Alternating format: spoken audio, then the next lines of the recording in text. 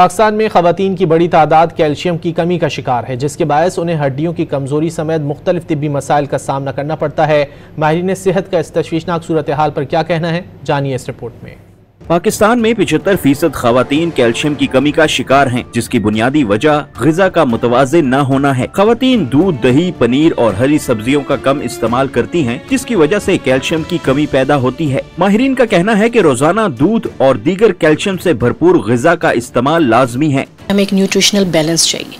Nutrition balance میں ہماری غذا میں صرف ہمیں گندم نہیں چاہیے، اب گندم کے ساتھ ہمیں جو بھی بجٹ ہے خاتون کا، اس کے اندر اگر ہم وہ سب چیزیں اویلیبل کریں، لائک اگر روٹی کھا رہے ہیں تو روٹی کا میں کسی ٹائم پر تھوڑی سی اس کو کٹ کر کے جو اچھے ڈیری پروڈکٹس ہیں، ہیلدی اور پیور جو بھی اویلیبل ہوں، وہ ہمیں اویلیبل کرنے کی کوشش کرنی چاہیے اور ان کو اپنی لائف میں ریگولر یوز کرنا چاہیے۔ اب لائک ہیلدی ڈیری پروڈکٹس میں دودھ ہے، دہی ہے، آپ کا یہ چیز ہے، very important and very healthy, تو یہ اور اس سے ریلیٹڈ چیزوں کو ریگولر ایڈ کرنے کی ہمیں پروموٹ کرنا چاہیے۔ ہیلتھ پروموشن میں بہت امپورٹنٹ ہے۔